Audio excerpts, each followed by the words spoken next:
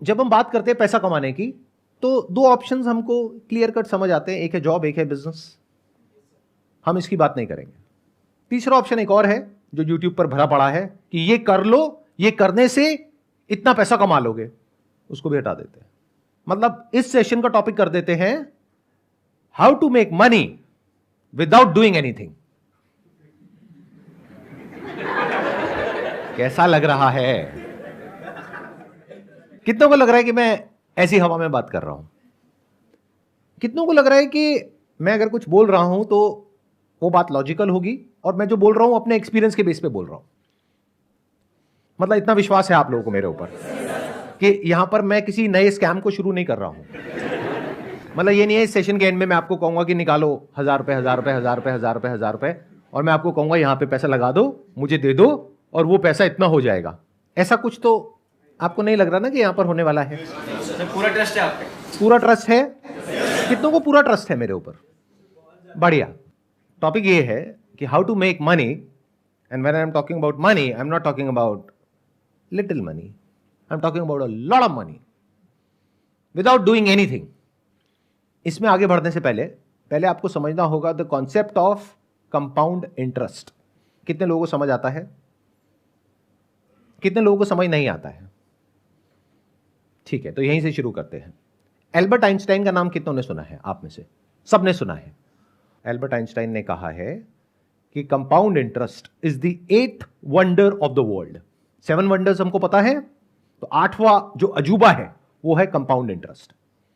जिसको इसकी नॉलेज है वो इतना अमीर हो सकता है जिसकी कोई हद नहीं है, और जिसको इसकी नॉलेज नहीं है वो इतना गरीब हो सकता है उसकी भी कोई हद नहीं है। और 99% लोगों को अगर इसकी नॉलेज है भी तो ऊपर ऊपर लेवल पर है। जिन्होंने हाथ अभी ऊपर भी किया था ना, उनको भी बहुत बेसिक सी नॉलेज है, डीपली नहीं समझते हैं। एक क्वेश्चन पूछता हूं आप लोगों से। चेस में 64 स्क्वायर्स होते हैं, तो मान लो अगर हम पहले स्क्वायर के ऊपर 1 चावल का दाना रखें, अगले स्क्वायर के ऊपर 2 चावल के दाने रखें, तीसरे पे 4 दाने रखें, चौथे पे 8 दाने रखें, अगर इस तरीके से हम करते जाएं तो एंड तक पहुंचते पहुंचते, यानी जब हम लास्ट स्क्वायर पे पहुंचेंगे तो कितने चावल के दाने होंगे? Near about approx 1 lakh sir. 1 lakh के आसपास? Yes sir. Anybody else? Sir, I think more than 10 lakh. 10 lakh से ऊपर हो जाएंगे? Yes, sir. तो मतलब आपका जो दिमाग चल रहा है वो चल रहा है मैक्सिमम लाखों तक, और अगर किसी का दिमाग चलेगा तो वो चल जाएगा करोड़ों तक। क्या हो अगर मैं कहूं कि जब तक आप आखिरी उस पर पहुंचोगे, जो आखिरी बॉक्स है, तो वहां पर आपको चाहिएंगे 18 जीरो। कितने करोड़ होते हैं ये? बोल तक नहीं पा रहे हो, इतने चावल के दाने हो जाएंगे वहां पर। इससे क्या समझ आ रहा है कि compounding is actually the 8th wonder of the world. जिसको इसके बारे में नहीं पता था या जिसको पता भी था, उसने भी इमेजिन नहीं किया होगा कि इतना बढ़ जाएगा। उसने सोचा होगा मैक्सिमम कुछ करोड़ हो जाएंगे, 50 करोड़ हो जाएंगे, 100 करोड़ हो जाएंगे, 1000 करोड़ हो जाएंगे। ये तो उससे भी बहुत ज्यादा है। ये है पावर ऑफ कंपाउंडिंग। इसका एक और एग्जांपल देता हूं आपको, बहुत simple, day to day life से कनेक्टेड। आप में से कितनों के पास में क्रेडिट कार्ड है? तो क्रेडिट कार्ड पे आपको पता है कितना इंटरेस्ट लगता है, 1 साल का या 1 महीने का? Sir around 36%। 36% पर एनम, यानी अराउंड 3% महीने का। यानी कि 10,000 रुपए आपने क्रेडिट कार्ड कंपनी को टाइम से नहीं दिया तो उस पर कितना रुपए लगेगा? 10,300। 300 रुपए सुनने में बड़ा लगता है तो बहुत छोटा लगता है। अरे 300 रुपए से क्या फर्क पड़ता है? क्रेडिट कार्ड कंपनी बोलती नहीं है कि इसको ईएमआई में ब्रेक कर दो, बट उसमें कितना एक्स्ट्रा लगेगा? सिर्फ 300 रुपए। तो आप कहोगे अच्छा 300 रुपए तो है। इसका मतलब क्या है? आप कंपाउंडिंग को नहीं समझते हो, और नहीं समझते हो तो अभी मैंने क्या कहा था थोड़ी देर पहले कि जो कंपाउंडिंग को नहीं समझता है वो इतना गरीब हो सकता है जिसकी कोई हद नहीं है, और जो समझता है वो इतना अमीर हो सकता है जिसकी कोई हद नहीं है। तो आप अमीर होना तो चाहते हो, लेकिन क्योंकि आप इसको नहीं समझते हो तो आपके जो सारे एक्शंस हैं वो आपको गरीबी की तरफ ले जाएंगे। आप कहोगे 3% ही तो है, क्या फर्क पड़ता है? तो महीने का 3% मतलब साल का कितना हो गया? 36%। ऐसा आपको लग रहा है क्योंकि आप कंपाउंडिंग को नहीं समझते हो। क्योंकि जो 3% आप नहीं भरोगे इस महीने, उसके अगले महीने उस 3% पे भी 3% लगेगा। तो साल के एंड में अगर आप कैलकुलेट करोगे तो वो 36% नहीं है, वो 50% से भी ऊपर है। Do you know what that means? Bank में अगर आप अपना पैसा रखते हो तो कितना इंटरेस्ट मिलता है? 6-7%। यहां कितना दे रहे हो? 50%। तो अमीर कैसे हो गए अंकल आंटी? बहुत सारे लोगों के पास में, जिनके पास में क्रेडिट कार्ड होता है, मैंने देखा है, वो क्या करते हैं, वो ये नहीं देखते कि अमाउंट कितना ड्यू है, वो देखते हैं मिनिमम अमाउंट ड्यू कितना है। अच्छा मिनिमम इतना है, चलो ये पे कर देता हूं, बाकी का क्या हुआ, उस पर इंटरेस्ट लगेगा। इसमें क्रेडिट कार्ड कंपनी का तो बहुत बड़ा फायदा है और आपका बहुत बड़ा नुकसान है। तो इस सेशन से पहली चीज जो आपको सीखनी है, जो मैं बोल तो रहा हूं लेकिन मुझे पता है कि आप नहीं सीखोगे, वो ये है कि कभी भी जो आपको ईएमआई पे करनी है उसको डिले मत करो। क्योंकि अभी अगर आपने ये सोचा कि 10,000 के ऊपर 300 रुपए है, तो कल आप ऐसे ही सोचोगे कि 1 लाख के ऊपर 3,000 रुपए तो है। तो अगर आपको मेरी ये बात समझ आ गई है तो ये आपको बचाएगा गरीब होने से। अब दूसरे एस्पेक्ट पे आते हैं कि अमीर कैसे होते हैं इस फंडे को यूज करके। सबसे पहला स्टेप है, अगर आज आपकी एज है 20-22 साल, तो आपको क्या करना है, जो कर रहे हो वो ही करो, उसको अच्छे से करो, यानी कि पढ़ाई लिखाई। मान करके चलते हैं 25 साल की एज तक आते आते आपकी कहीं पर अच्छी जगह पर जॉब लग जाती है, क्योंकि आपने अच्छे से तैयारी करी है उस जॉब के लिए। ये हो गया जॉब सेगमेंट। दूसरा हो गया कि आपने 20 साल की एज से अपना कुछ करने की कोशिश करी, यानी कि बिजनेस। उसमें से 10 में से 9 फेल हो गए, लेकिन 25 साल की एज तक पहुंचते पहुंचते एक बिजनेस एक स्टेबल पोजीशन में आ गया है, जहां से आपको महीने का लाख रुपए आ रहा है। तो चाहे जॉब के रास्ते से चाहे बिजनेस के रास्ते से, मैं मान करके चलता हूं कि 25 साल की एज तक आपको महीने का लाख रुपए आ रहा है। बट क्या लाख रुपए महीना आपको बहुत अमीर बना देगा? क्या इस सच को देख पा रहे हो? आई एम नॉट श्योर कितने लोग देख पा रहे हैं, क्योंकि इन्फ्लेशन बहुत तेजी से बढ़ रहा है। 5 साल बाद जो आप लाख रुपए महीने का कमाओगे, उस टाइम उसकी वैल्यू आज के हिसाब से अंदाजा 50-60 हजार रुपए होगी। तो बहुत ज्यादा नहीं है। अभी सुनने में आपको लग रहा होगा लाख रुपए महीना, बट बहुत बड़ा नहीं है। तो अगर आप इसको अचीव कर लेते हो, तब हम नेक्स्ट स्टेप पे जा सकते हैं। यानी क्या, 25 साल की एज में आपने लाख रुपए महीना कमाना शुरू किया, यानी साल का कितना कमाया? 12 लाख रुपए। 5 साल में कितना कमाया? 60 लाख। 40 लाख आपका खर्चा हो गया, 20 लाख आपने बचाया। वो भी अगर बहुत सेंसिबली आपने अपने खर्चों को कंट्रोल किया तब। अगर बेवकूफों की तरह किया तो कुछ नहीं बचने वाला, उल्टा उस वक्त आप कर्जे में हो गए। लेकिन अगर तरीके से जिया, सेंसिबली जिया, बिना अपने आसपास में लोगों को देखे कि वो क्या कर रहे हैं, बल्कि इस गोल के साथ में कि मेरे पास में 30 साल की एज में 20 लाख की सेविंग होनी चाहिए, क्या ये रियलिस्टिक है या आप कहते हो नहीं इतना भी नहीं हो सकता है? अगर इतना भी नहीं हो सकता है तो पहले इसको पॉसिबल करो, फिर बारी आएगी कि how to make money without doing anything.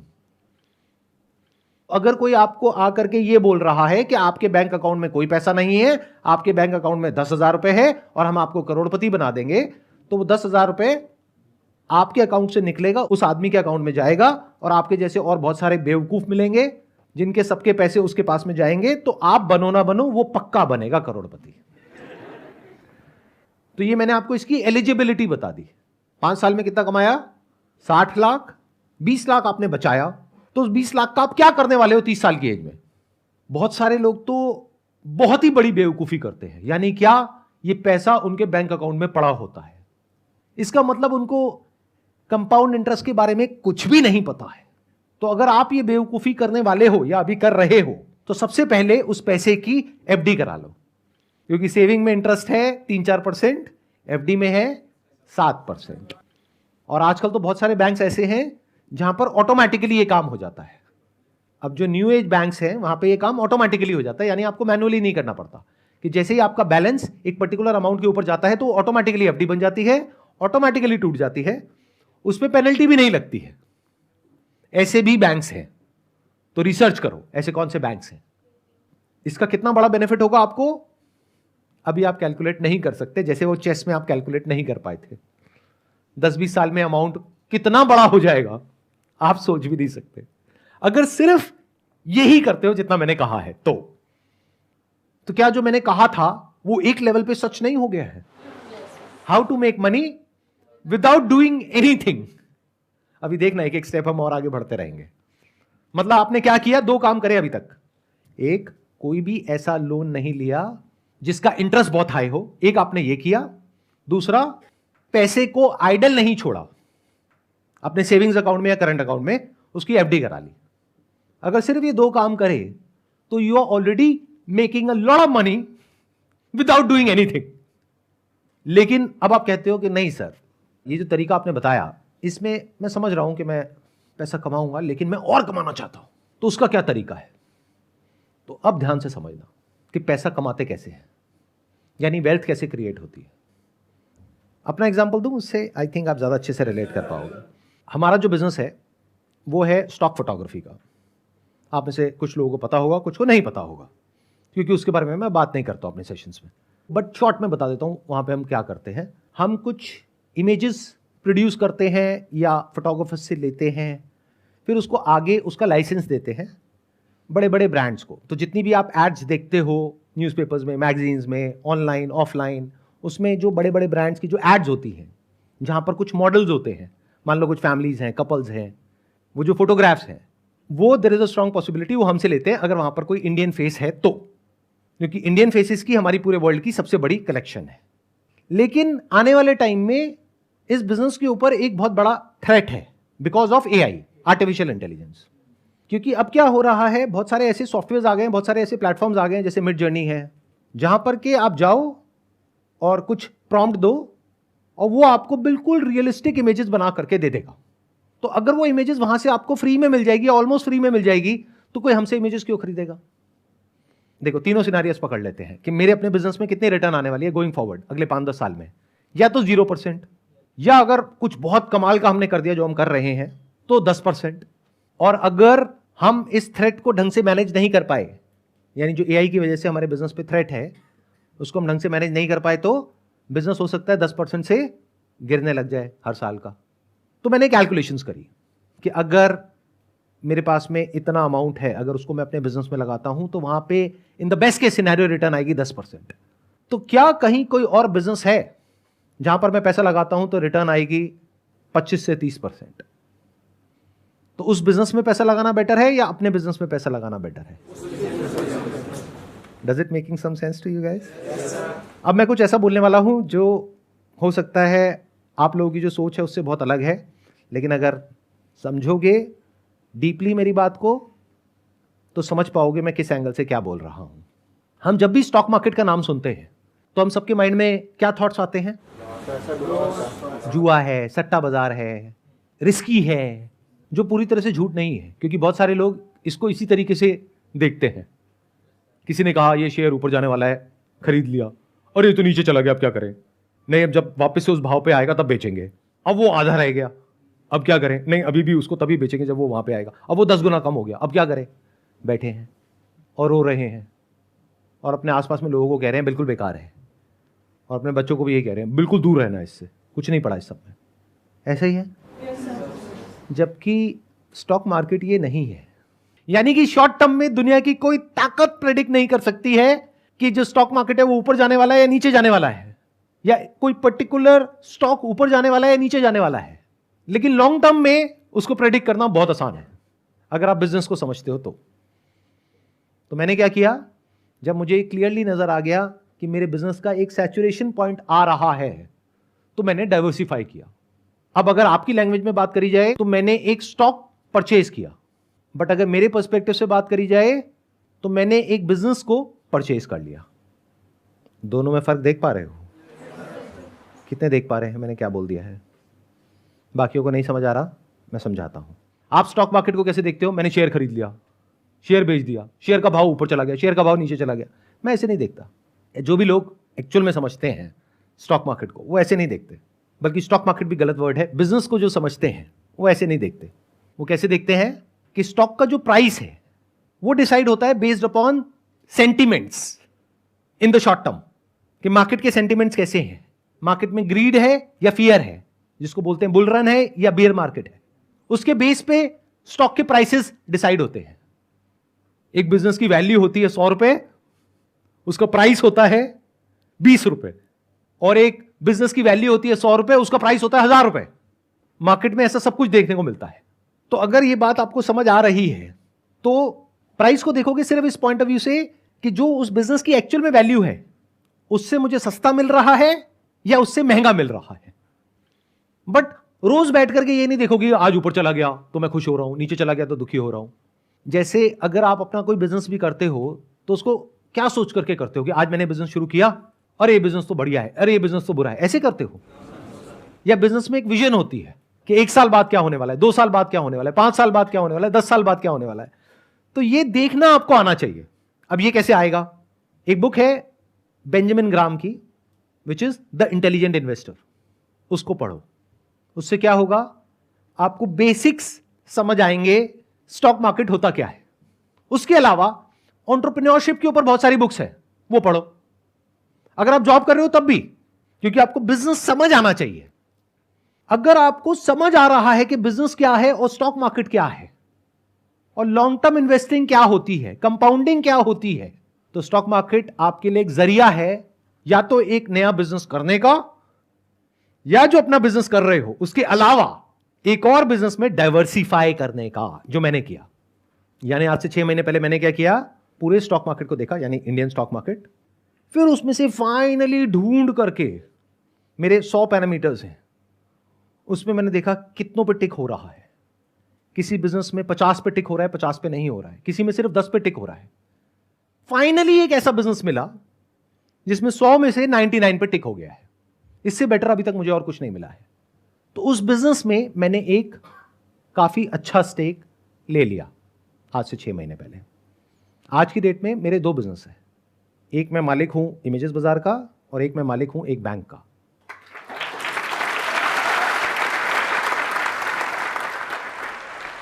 अब जब मैंने ये बोला, आपने तालियां बजाई, इसका मतलब क्या है? आपको ये लग रहा है कि मैंने पूरा का पूरा बैंक खरीद लिया। अरे नहीं भैया, I am one of the owners of that bank. Owner कौन होता है और एम्प्लॉय कौन होता है? जो उस बैंक का मैनेजमेंट है वो एम्प्लॉइज हैं, जो उस बैंक का सीईओ है वो एम्प्लॉय है उस बैंक का, उसको सैलरी मिलती है। बट मालिक कौन है? Share holder is the owner. तो I am the share holder of that particular bank. अब वो बैंक, मेरी कैलकुलेशन कहती है, on the most conservative side, it will give me a return of around 30% CAGR in the next 10 years. क्यों? क्योंकि मुझे उस बैंक के बिजनेस मॉडल के बारे में पता है, उसकी सारी एनुअल रिपोर्ट्स होती है वो मैंने पढ़ी है, उसकी अर्निंग्स कॉल सुनी है, उस बैंक में मैंने अकाउंट भी खुलवाया है ताकि कस्टमर के पॉइंट ऑफ व्यू से भी पता लगे। मतलब इतना डिटेल में, इतना डीप में गया हूं मैं उस बैंक के कि मुझे एग्जैक्टली पता है कि क्या हो रहा है और क्या होने वाला है।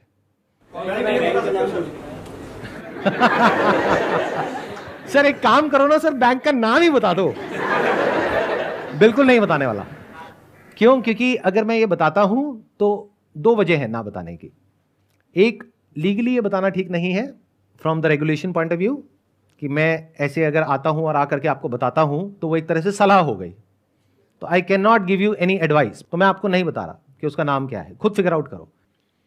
अगर मैंने आपको नाम बता भी दिया बैंक का, आपने खरीद भी लिया, तब भी आप डरे रहोगे। जैसे उस बैंक के शेयर का प्राइस है वो मानो 1 साल बाद आधा रह गया। तो वैसे तो आपके पास में मेरा फोन नंबर नहीं है, लेकिन अगर होगा तो फोन करोगे, सर ये क्या हो गया, सर मैं लुट गया, मैं बर्बाद हो गया। क्यों? क्योंकि स्टॉक मार्केट तो समझ आया नहीं है आपको, ना बिजनेस समझ आया है। Never blind trust anyone. Blind trust का मतलब यही है कि आप कुछ देख ही नहीं पा रहे हो, बस किसी के पीछे पीछे चल रहे हो। वहां पर हमेशा डर रहता है। आंखें हैं आपके पास में तो देखो, कान है सुनो, दिमाग है समझो कि जो मैंने कहा वो क्या है, और जरूरी नहीं है वही करना है जो मैंने किया, क्योंकि आपको पता ही नहीं कि मैंने क्या किया और किस प्राइस पॉइंट पे किया। जिस प्राइस पॉइंट पे मैंने इन्वेस्ट किया आज ऑलरेडी उससे 50% ऊपर है वो। तो क्या ये प्राइस पॉइंट ठीक है या नहीं है इन्वेस्ट करने के लिए? हो सकता है हो सकता है ना हो, मैं क्यों बताऊं, खुद फिगर आउट करो। तो ये जो आपको क्रच चाहिए होता है ना आगे चलने के लिए, I am not giving you a crutch, I am just telling you how to think. मतलब आपको सब कुछ पता होना चाहिए उस इंडस्ट्री के बारे में, उस पर्टिकुलर कंपनी के बारे में, उसके प्रमोटर्स के बारे में, बिजनेस के बारे में आपको समझ आना चाहिए कि बिजनेस क्या है, क्या हो रहा है, कैसे होने वाला है, अभी वो बिजनेस किस फेज में है। आपको पता होना चाहिए नेचुरल ट्रैक्शन क्या होता है, यानी कि वो बिजनेस अपने आप बढ़ रहा है यानी एक बैंक के स्टैंड पॉइंट से अगर समझा जाए तो उस बैंक के डिपॉजिट्स बहुत तेजी से बढ़ रहे हैं। यह सिग्नल है कि पब्लिक को ट्रस्ट है उस बैंक के ऊपर। इसलिए जो मैंने अपना सेकंड बिजनेस किया, यह भी कहना गलत होगा, किया, जिस सेकंड बिजनेस में मैंने इन्वेस्ट किया वो बैंक में किया, क्योंकि इंडिया में जो आरबीआई है वो बहुत स्ट्रांग है, उसकी जो रेगुलेशंस है वो बहुत ही कमाल की है। और आपको एक बहुत मजेदार बात बताता हूं जो हो सकता है आप में से बहुत सारे लोगों को पता भी नहीं होगा। आपने जॉब करी, आपने 20 लाख रुपए कमाया, आपने क्या किया, उस 20 लाख की एफडी करा दी। आपने कहा ये सब जो आपकी बातें हैं ना मेरे को नहीं समझ आती, मैं तो एफडी करा रहा हूं। 20 लाख आपका एफडी में पड़ा है, मान लो वो बैंक डूब गया, बंद हो गया, तो उस 20 लाख का क्या होगा जो आपने एफडी कराई है? ये बात पता है? कितनों को नहीं पता है? हाथ ऊपर करो। मतलब आपका 5 लाख रुपए इंश्योर्ड है, बाकी 15 लाख गया। तो जिसको आप और आपके पेरेंट्स बहुत सेफ समझते हो वो भी सेफ नहीं है, बल्कि मैं ज्यादा सेफ हूं, क्योंकि आप तो एफडी करा के भूले पड़े हो, तो आपको तो तब पता लगेगा जब न्यूज में आ जाएगा।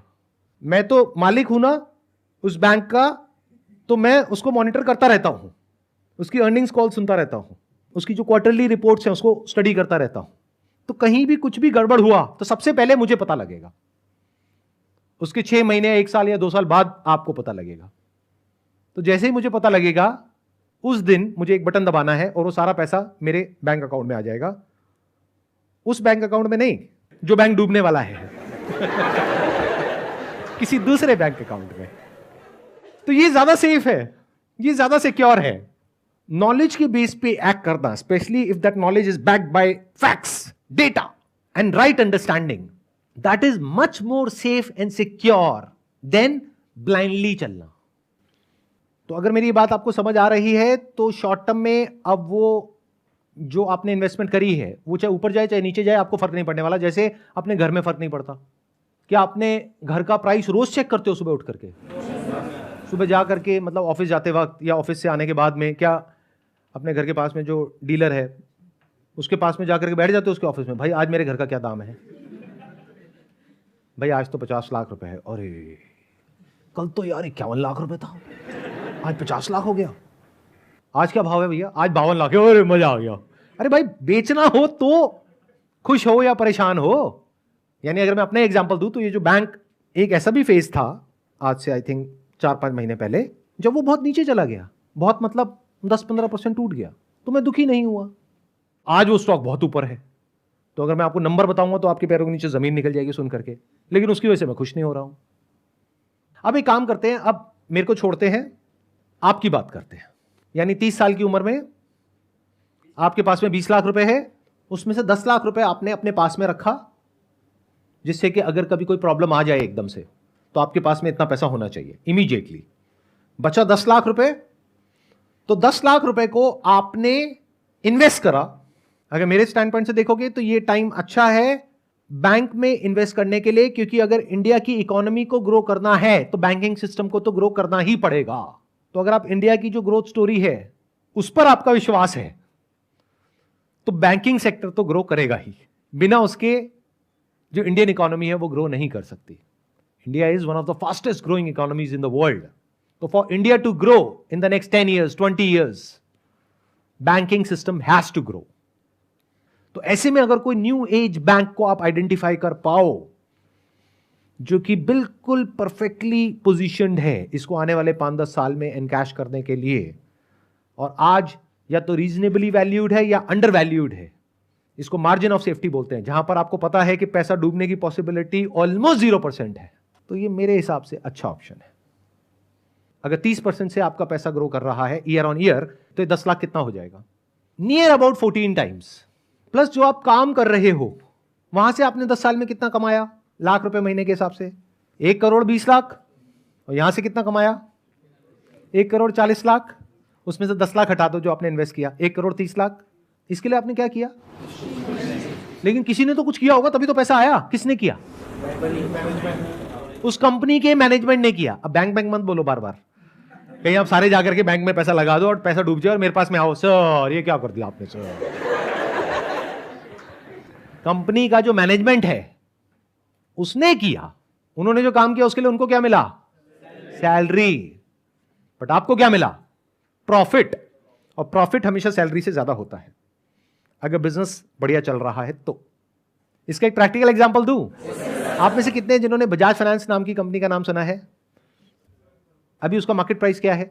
Any idea? जो स्टॉक मार्केट को ट्रैक करते हो। 7,000 नियर अबाउट 7,000। आज से 10 साल पहले कितना था? यानी अभी ये 2023 चल रहा है, तो 2013 में कितने का था वो? नियर अबाउट 100 रुपए।